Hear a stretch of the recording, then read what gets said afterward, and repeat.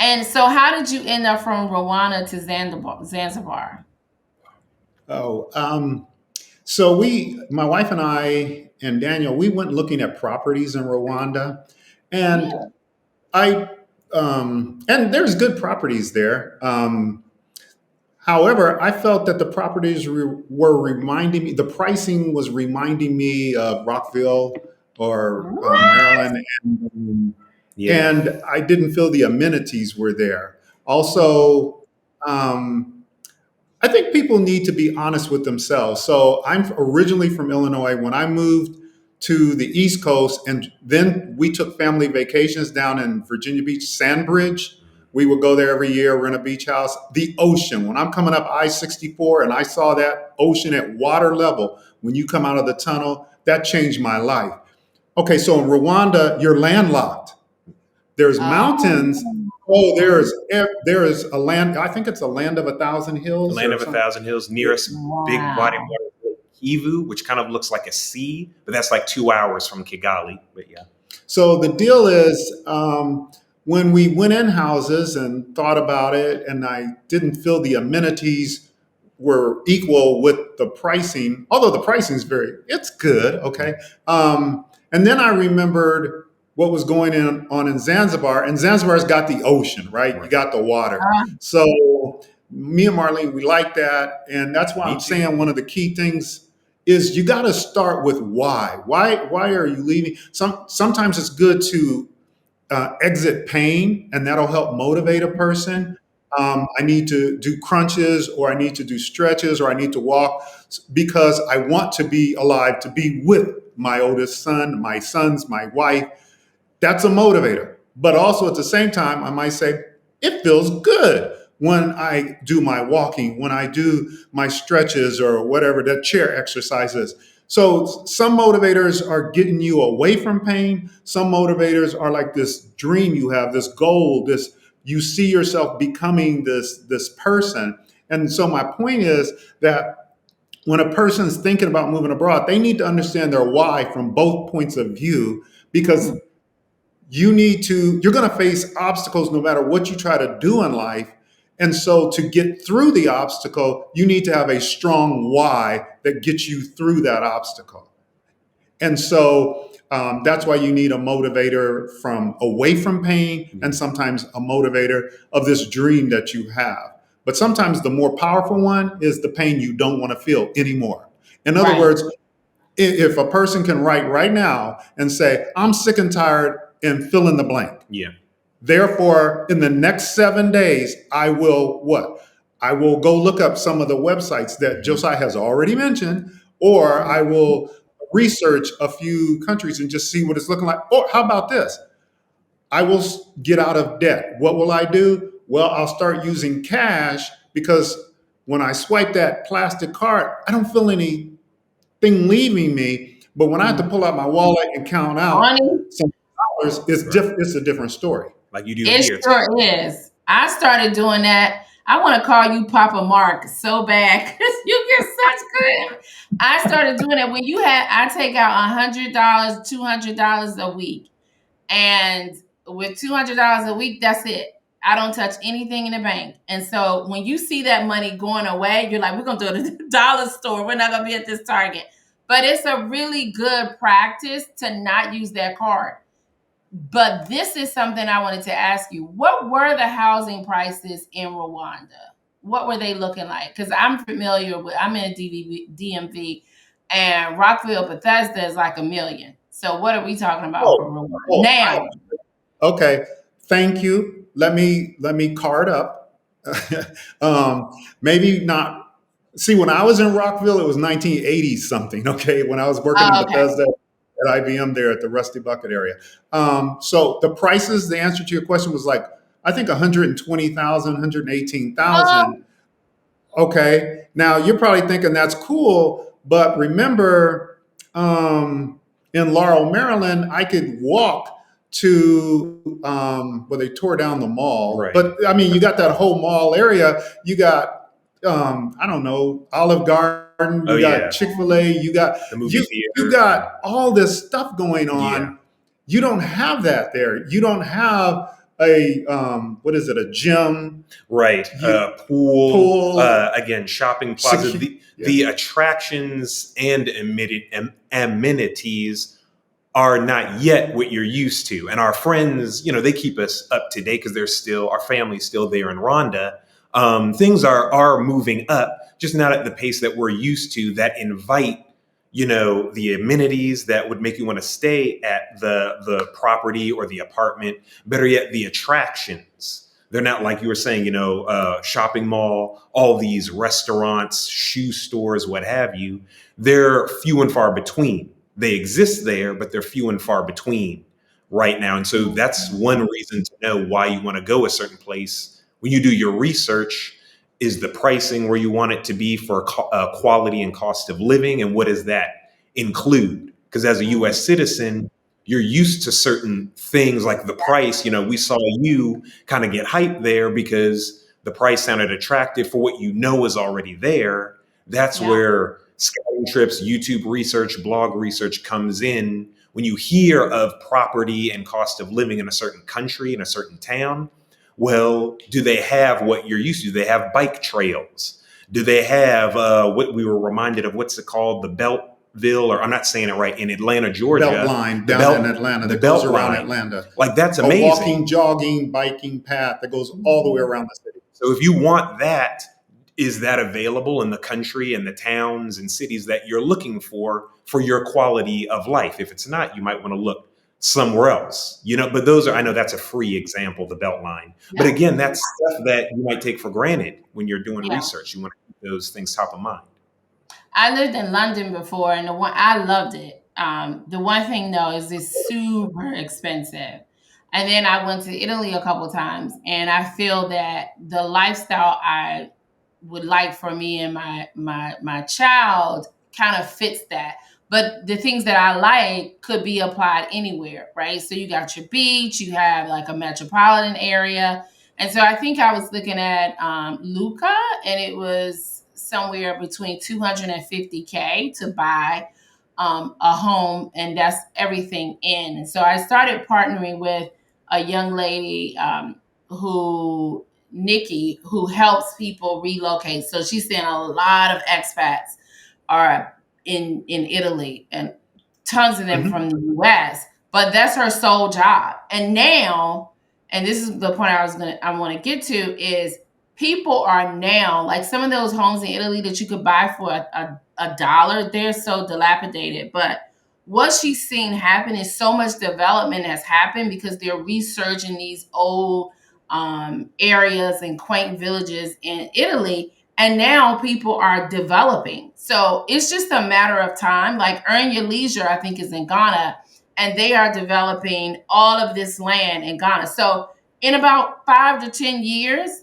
you're going to I mean, if that's something that you want. I personally don't really need all that. I like the little beach shops, and I just need good education. I need some level of Wi-Fi, and I need to feel safe. Those are my three things, and I can be anywhere. It doesn't have to be Italy. It could be Africa. It could be New Zealand. It could be anywhere. But for me, I think, you know, safety is a concern. So I like the fact that you gave us homework to go on the Global Peace Index and see what are some of the safer areas. But I would definitely want to be near a beach. And for me, it's to escape. I look at what people are, how the US is with education and how people are raising their children now. And I personally I believe that people are disconnected, and the kids that are coming up now are going to have a lot of challenges, because I think that parents are so busy surviving that they're not doing the proper things that they need to do to invest in creating dynamic human beings. From education, they're undoing education, right? And it's Mhm. not like you said earlier. I'm glad you said that, Papa Mark. It's not a Republican, a Democrat, and I think that's the distraction. But when they get rid of Mhm. education, that's going to impact everyone, because now we're pushing education down to the state level and then the county level. And that, what people don't know is that money comes from the taxes, property taxes in most places. So if you Mhm. have houses that are 250,000 as Mhm. opposed to homes that are like 850 and 1.2 and $1 million up. Who's going to get the better education, right? Yeah. And then that's Yeah. going to, so that all stuff, that stuff is playing out, and people are so inundated with credit card debt, trying to survive. I mean, I was at the grocery store today. You can't, you're not focusing on the children.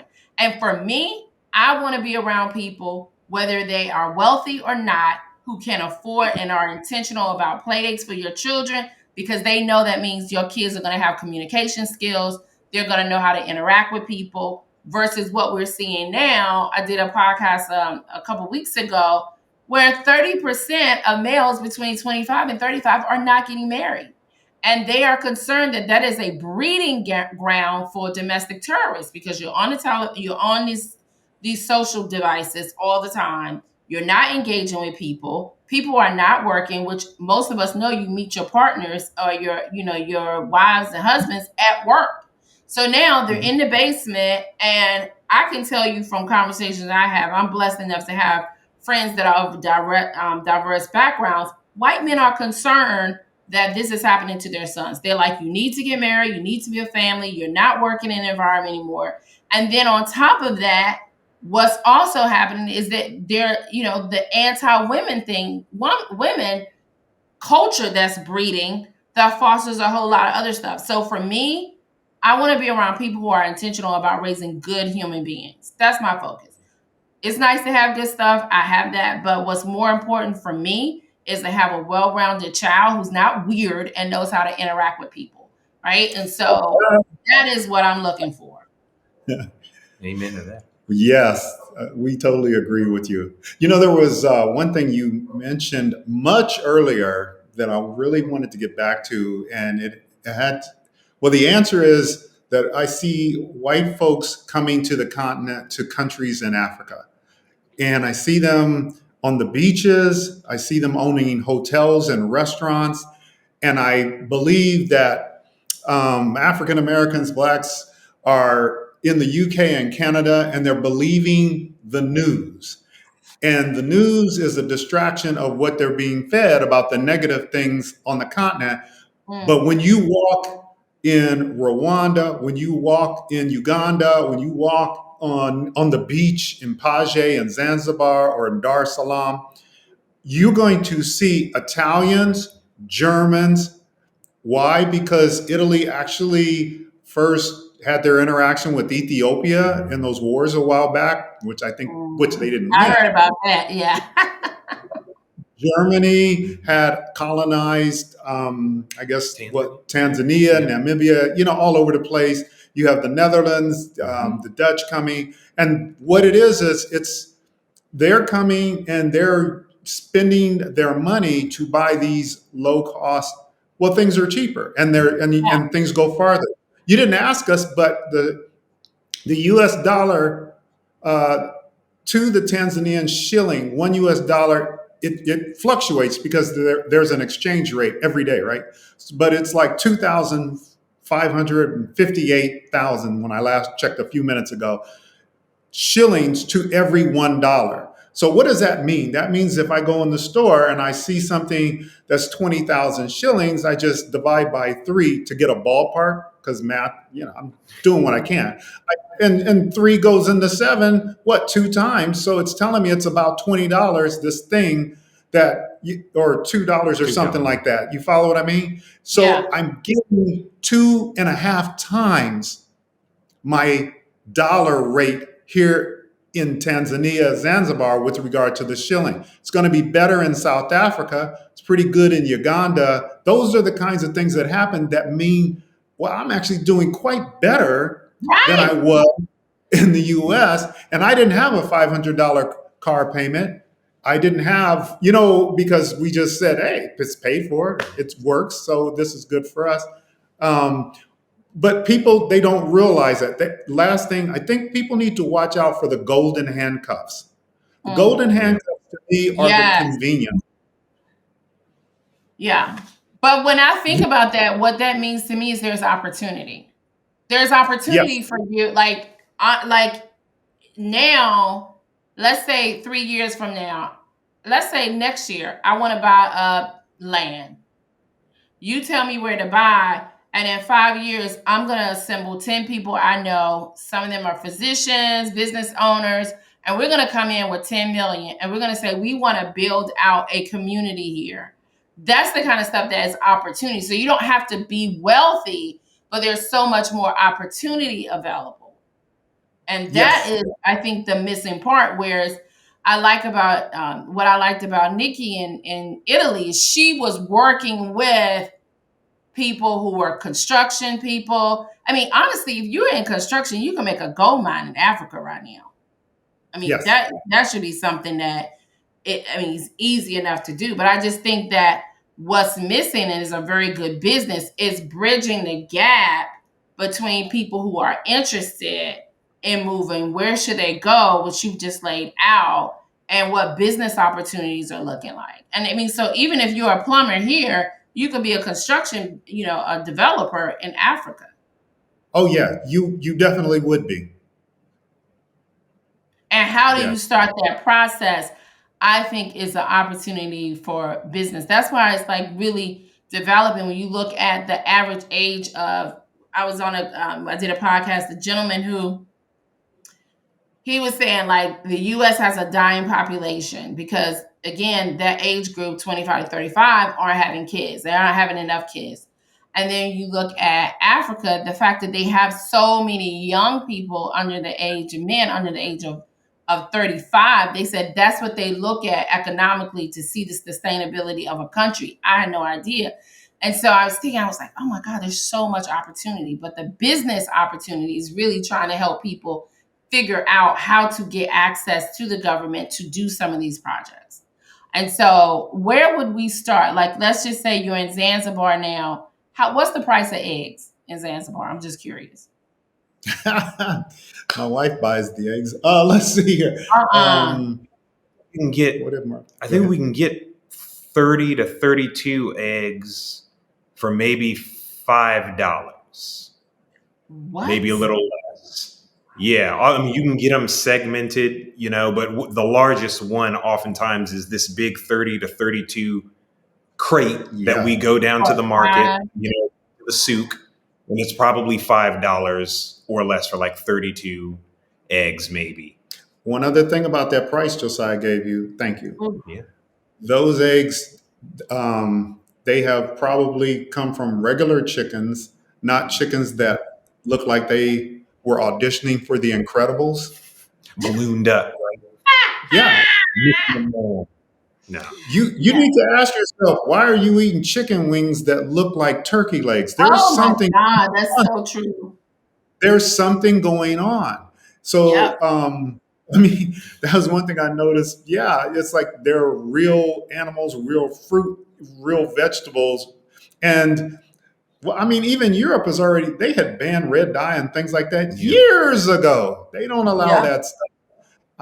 So you need London to take is that like into that too. They don't play with their food. London is like that too. Like they're intense with with the food. So $1 goes a whole lot further shopping for food here. And I'm glad you asked him. I'm glad he had the answer to that question. But the deal is, it's like, but like I'm saying, but I'm repeating myself now. It's cheaper or least expensive. It's probably a healthier egg. It's better for you. Yeah. And they even got when we went last to the market, it can freak you out a little bit, but they've got, the chickens plucked and everything just laying out there. And you haggle, and it's like, does that, my mom and my girlfriend are going and shopping, and they, make sure they put the liver and everything in there for you, and we're checking it out and whatnot. And it's, but they look normal. Like when we first landed in East Africa here, and we saw the chickens, because it's agriculture everywhere.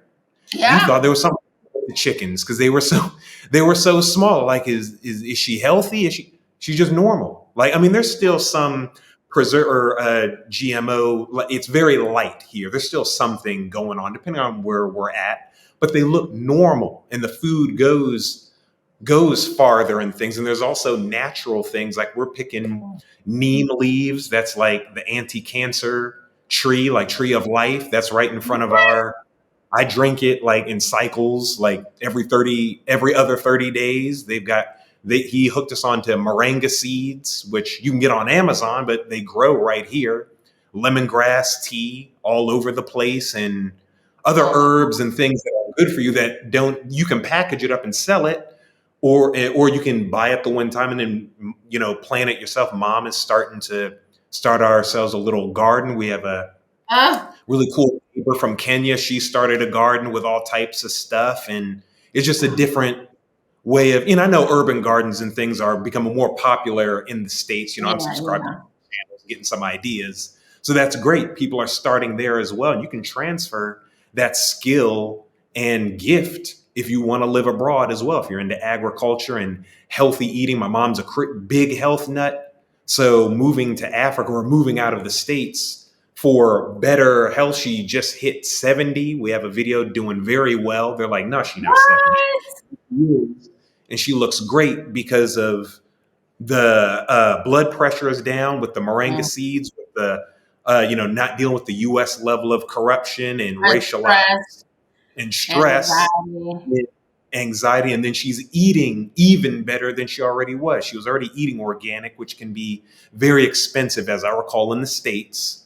Yeah. But then you do it here, and as an expat, because things are different if you're depending on how you live as a local versus as a foreigner. We don't have rose-colored glasses on with that. We get it, depending on your lifestyle. But in the case of an expat, we already established your dollar goes further. And if you want to eat more organic, for example, that's even more accessible to you. So those are some benefits right there. He didn't even Oh, mention that I've picked the banana off my neighbor's tree, and when I say that, I mean it's 30 feet away. Papaya, Mango. mango, Yep. soursop. Mhm. What else you said papaya already. Pineapple, Pineapple. avocado. Yeah, there you go. Y'all love avocados. Yeah, red bananas. red bananas? Yes. Oh, they're so good. Yeah. Yes. Yeah. What? Plantains. Oh my God. Plantains. Yeah. Plantains. Yep. Have y'all thought about doing like a travel tour, like travel tourism to bring people to Zanzibar? Well, Oh yeah. Oh, go ahead. no. Well, You answer. we've got videos on the channel, Awaken with Mark right there on our thing, where we've been to, the beach, or we went to, I think maybe the spice farm. That one might be up right now when this goes up. In different places. I'm trying to remember places in Rwanda and Zanzibar. Anywhere else? Oh, but I got to ask you, did you mean us bringing groups of people here and physically I mean, taking? I think people like you have somebody in the States that you work with to coordinate a travel tourism. They do it for everything. A travel tourism trip, and they will come and you Yeah. do the hotel, and they'll pay a fee to kind of look at different opportunities for development, land, experience the culture. They might do it for a week, almost like a delegation of business owners or people who might be interested in leaving the States but are looking for opportunities. Because remember, a lot of government people are laid off. They still have nice pensions. They have money saved. They have their retirement, and they have a little extra cash to spend. So they might be ready to move and have purpose, not just to escape, but move somewhere else and take advantage of opportunities there. Yeah, my girlfriend Evelyn is working with one family we've been talking to because they're going to come down here. Thanks for clarifying. They're going to come down here and visit for a little while. So she's organizing some stuff with them right now. So we just have people, email us, and we can help connect you with the people, boots on the ground, whether it's my girlfriend or someone else who they're from here. They know what the country has to offer, and they can connect you with the right people, awakenwithmark@gmail.com. That's easy. So that's how we do that. So yeah, because Dad was telling us about like the layoffs and things and how it's really weighing heavily on people, but that's the time to like start laying plans and like you're basically describing a scouting trip, because that's what this one family is. We met one other family in Stone Town, Zanzibar, a few weeks ago. They were doing safaris and things, and they emailed us and they wanted to check out some stuff. And so they came and had dinner with us and told us their story. We shared more with them. So yeah, there are networking and connections and things now for people to be doing, getting off of YouTube. It's a good YouTube university is great. We're glad you're here on All Americanish. And then you take that information and transfer it to, okay, in the next 7 days, where can I scout? What's my why? You're talking about education, living right. Okay, when I scout, who can I connect with? Might be Awaken with Mark. Who do they know? What's the entry into the country? Budgeting. Who am I coming with? Etc. Yeah, it's possible. Your dream is saying, wake up. It's possible. That's the key. And from this conversation, what I will definitely do is work with you to put together a document or something that people can start, like an action plan, because people honestly just don't know what the process should be. So you're in Zanzibar. How much is it roughly for a house in Zanzibar?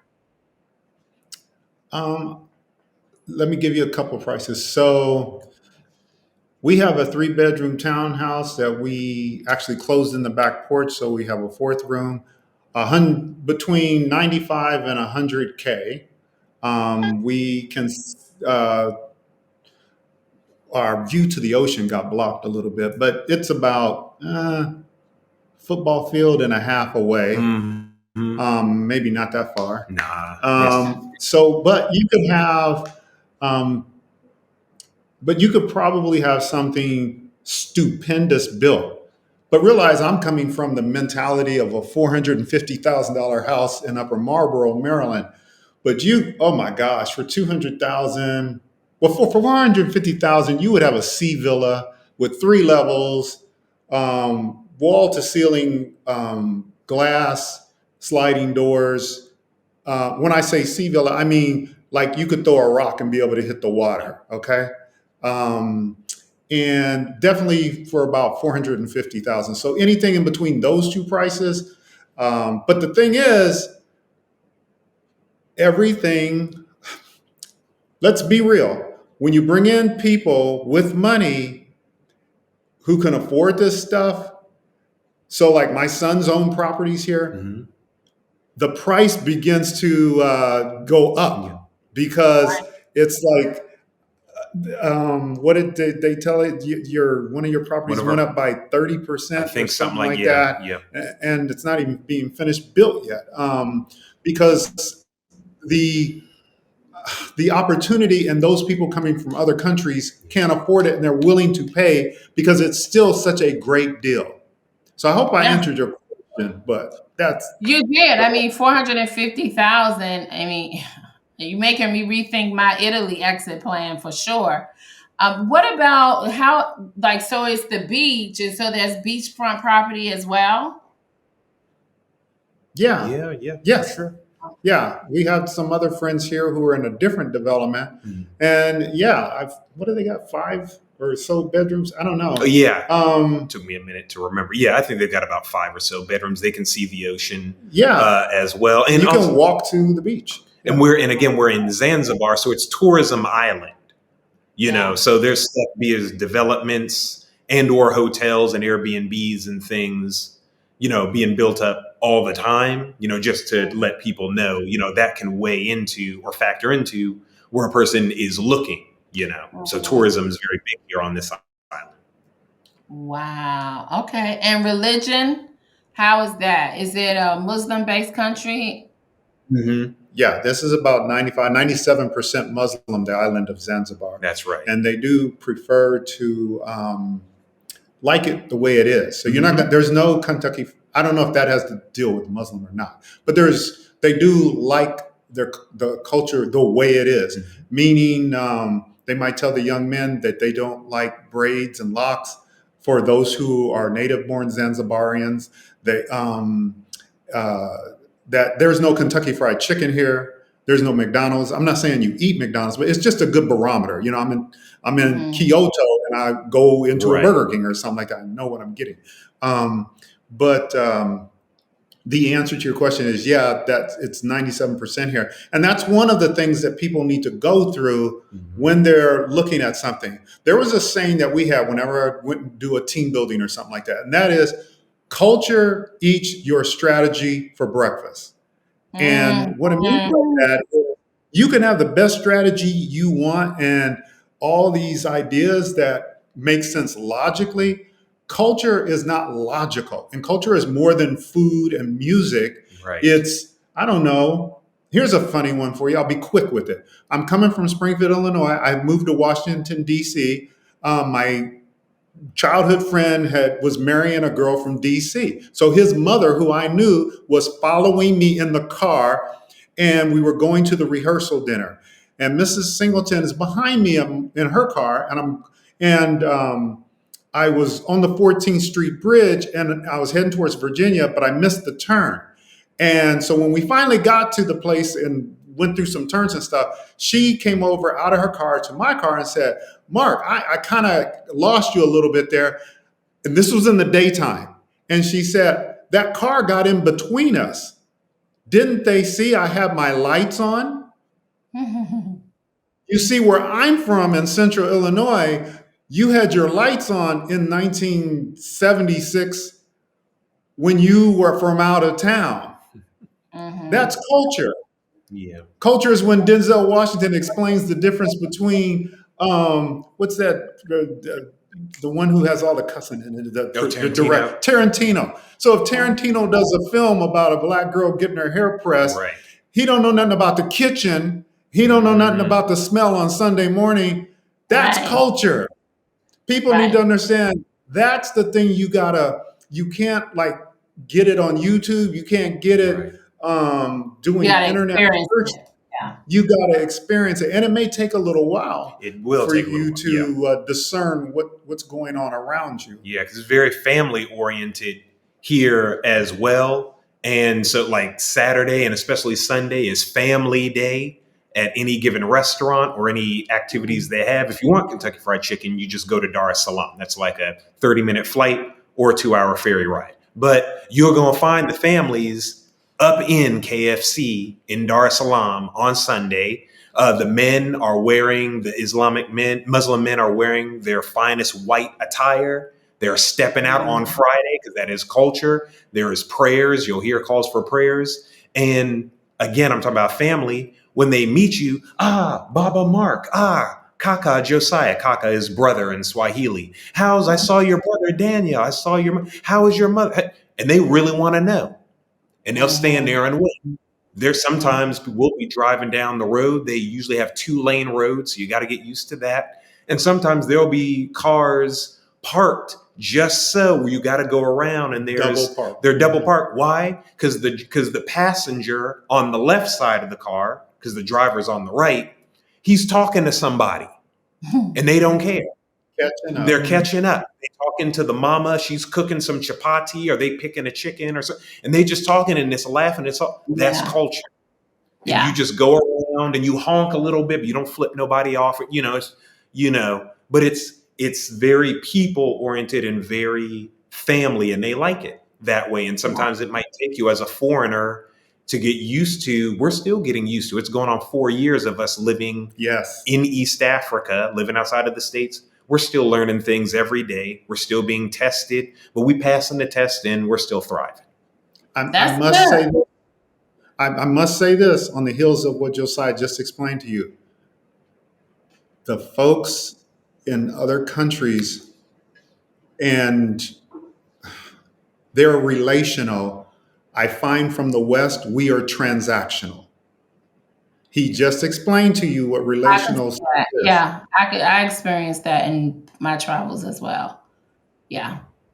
Yeah. So we got to bear that in mind. And sometimes you just got to roll with it when you do your scouting trip. Better yet, when you move, you're going to get beat up a little bit by the culture, but it's going to be okay as we've learned. And it's a transformative thing. I think a lot of people, Dad, we based our channel and our business on transformation and personal development. And a lot of people understandably think that, oh, it's just the immigration. Oh, it's just the Yeah. currency. Oh, it's just the language. It includes those things, but you're also transforming. I don't care if you're going to a Western country where things are more familiar, but they're only Yeah. more familiar. There's still going to be differences that are going to test your limits to see, Yeah. can you immerse into a new culture and start over? That's so good. Because with you just saying that, I'm like, okay, I have clearly in mind like what would fit what my needs would be.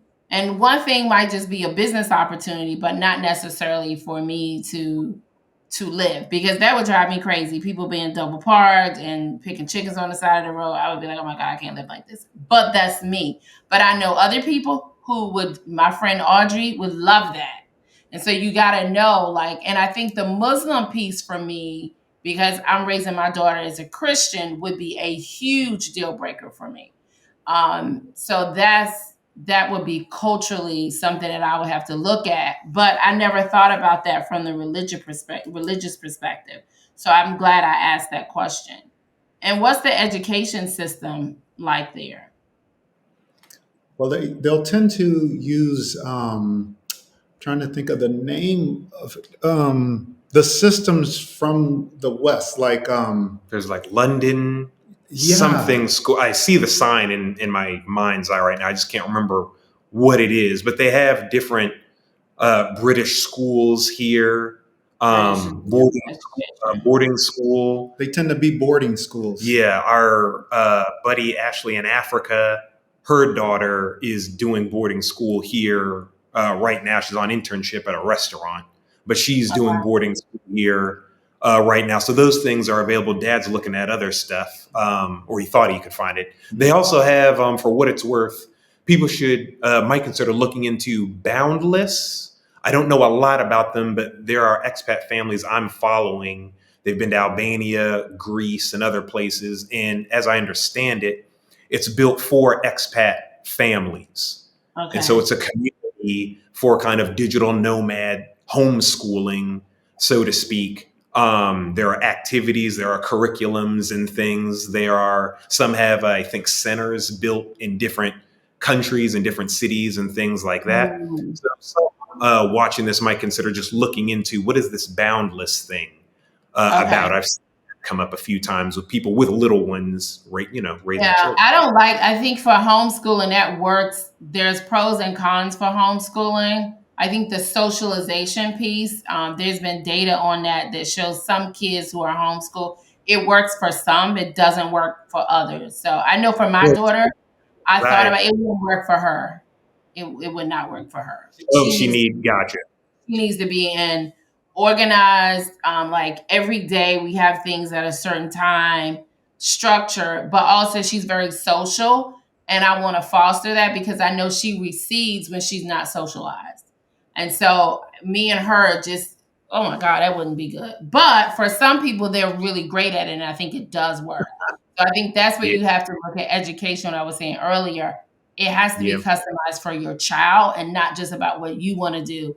And in the US, you have so many things coming at you with all the indoctrination, as I say. You got to know, like, okay, where do you want them to be? What are they being taught? And having a girl is very different too than having a boy. I wouldn't know about that, but I as, know.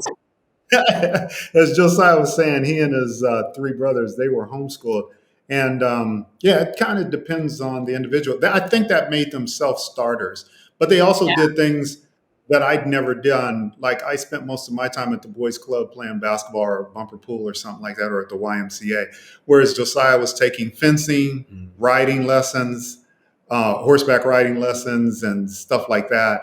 And there's Laurel, Maryland had one of the largest, I think, homeschooling groups in the country at one point in I time. think so. Yeah. And That's good.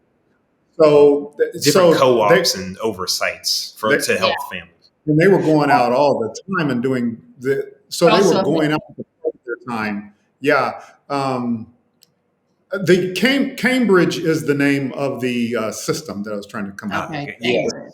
Cambridge And then system. I think homeschooling helps too if you have siblings, because that helps a little bit more with the socialization in a lot of ways as well. But now what they're doing in the States is they're being a lot more intentional about, they recognize that the socialization for kids is so important. So now they're doing proms, they're doing more things promote that socialization. Like they have activities that are non-school related. So I think that's coming around, and micro schools are working. So if I could find a scenario like that, I'm definitely going to look into this balance.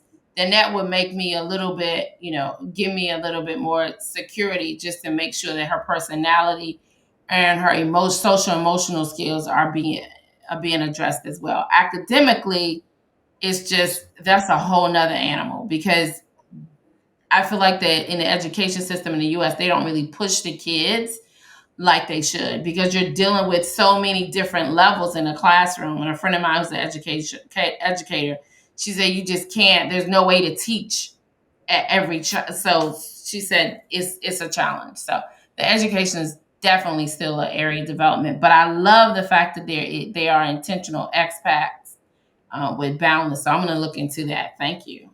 For sure. Yeah.